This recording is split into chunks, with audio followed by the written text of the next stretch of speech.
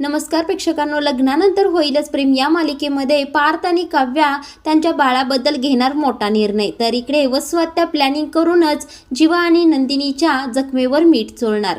तर नेमका हा काय प्रकार आहे, आजच्या भागामध्ये काय दाखवलं आहे तेच आपण या व्हिडिओमध्ये पाहणार आहोत। तर आजच्या भागामध्ये असं दाखवलं आहे की काव्या आता विचार करत असते की IAS मला व्हायचं आहे, पण आता ह्या बाळाचं काय करू। त्यावेळेला तिचं मन बोलत असतं की तू आता हे बाळच म्हणत बसणार आहे, तू IAS चा अभ्यास करणारच नाहीस।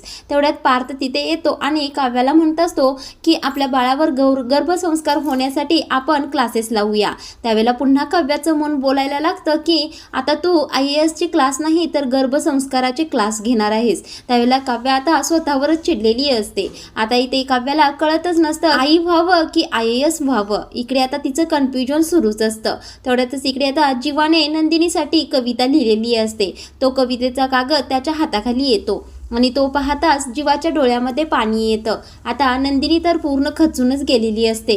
आता जीवा तिला म्हणालेला असतो की सगळ्यांच्या समोर डायनिंग टेबलवर बसूनच ही कविता मी तुझ्याबद्दल वाचून दाखवणार आहे। आता तर नंदिनीला बाळ होणारच नसतं। या रागानेच तो कागद चुरगाळतो आणि दरवाजाच्या बाहेर फेकून देतो। जीवाला मानिनी जेवायसाठी खाली बोलवत असते म्हणून जीवा खाली जातो। आता जीवाने फेकलेला कागद वसुहत्यांच्या हाती लागतो। वसुहत्या पाहतात तर काय, त्यावर जीवाने छान बाळासाठी नंदिनीसाठी कविता केलेली असते। आता तो कागद घेऊनच वसुहत्या इकडे खाली येतात। आता इथे सगळे जेवायला बसलेले असतात। त्या सगळ्यांच्या समोर नंदिनी आणि जीवाच्या जखमेवर मीठ चोळण्याचं काम या वसुहत्या करत असतात।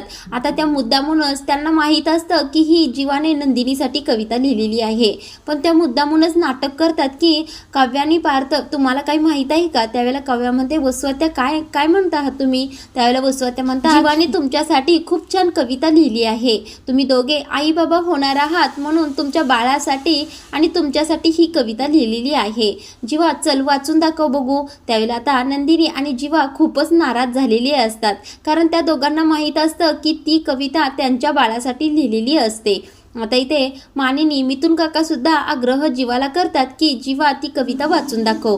त्यावेळेला जीवा आणि नंदिनी दोघे मिळून काव्या आणि पार्थसाठी ती कविता वाचून दाखवतात। आता मात्र नंदिनीला खूपच हुंदका आलेला असतो। इकडे काव्याच्या सुद्धा डोळ्यात पाणी आलेलं असतं। पार्थ आणि काव्याला हे कळून येतं की ही कविता जीवाने नंदिनीसाठी बनवलेली आहे।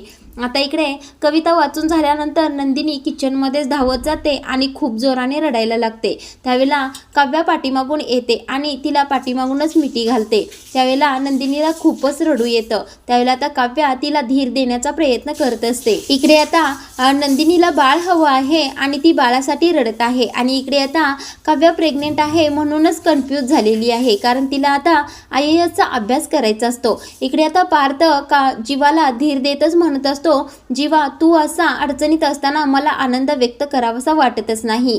तुझ्या समोर बाळाचा विषय काढायला सुद्धा नको वाटत आहे। आता जीवा पार्थला म्हणत असतो बडे भैया तुझ्या आयुष्यात जर आनंदाचे दिवस आले आहेत तर तू तर आनंदी राहिलंच पाहिजेस।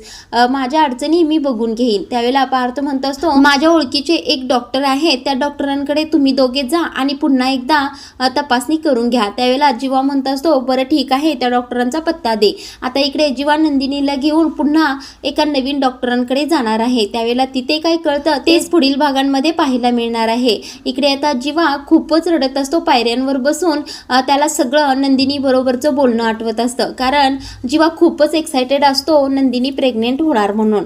आता इकडे मानिनी जीवाला शांत करण्याचा प्रयत्न करते। इकडे आता पार्थ समोर काव्या खूपच हायपर झालेली असते। ती खूपच चिडलेली असते की तिला आता काहीच कळत नसतं की हे बाळ ठेवावं की काय करावं। म्हणजे ती पार्थला म्हणत असते की पार्थ आई होणं ही जबाबदारी खूपच मोठी आहे आणि मला कळत नाहीये की मी आता या घडीला तयार आहे की नाही। त्यावेळेला पार्थ म्हणतो काव्या तुम्ही असं काय बोलत आहात, हा तर आपल्या आयुष्यातील आनंदाचा क्षण आहे। त्यावेळेला काव्या म्हणते देशमुख हा तर आनंदाचा क्षण आहेच, पण माझं स्वप्नाचं काय। मी जर हे बाळ ठेवलं तर माझं स्वप्न तर मी पूर्ण करूच शकणार नाही। एकीकडे बाळ आई होण्याची जबाबदारी आणि इकडे IAS चा अभ्यास, मला दोन्ही कसं झेपणार आहे।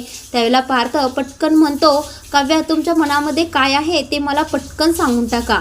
तुम्हाला बाळ हवं आहे की तुम्हाला IAS व्हायचं आहे। तर प्रेक्षकांनो, पुढील भागांमध्ये आपल्याला असंच पाहायला मिळणार आहे की पार्थ आणि काव्यामध्ये पुन्हा एकदा भांडण सुरू होणार आहे. कारण आता पार्थला बाळ हवं असतं आणि काव्याला IASचा अभ्यास करायचा असतो. आता काव्याला ॲबॉर्शन करायचं असतं आणि पार्थ त्यासाठी परमिशन देईल का, आणि जर दिली तर खरंच तो नाराज होईल का काव्यावर, हेच पाहणं खूपच रंजक ठरणार आहे. त्याचप्रमाणे इकडे आता जीवा नंदिनीला एका वेगळ्या डॉक्टरांकडे घेऊन जाणार आहे. तिथे नंदिनीचे रिपोर्ट काय येतात हे सुद्धा पाहणं खूपच मजेशीर ठरणार आहे. त्यामुळे प्रेक्षकांनो, लग्नानंतर होईलच प्रेम या मालिकेमध्ये एक वेगळंच वळण येणार आहे. तोपर्यंत इकडे आता रम्याला ज्या वेळेला कळेल की काव्या प्रेग्नेंट आहे आणि त्यांच्यामध्ये असं काहीतरी भांडण सुरू आहे, त्यावेळेला ही रम्या कशी रिॲक्ट होईल ते सुद्धा पाहणं खूपच रंजक ठरणार आहे.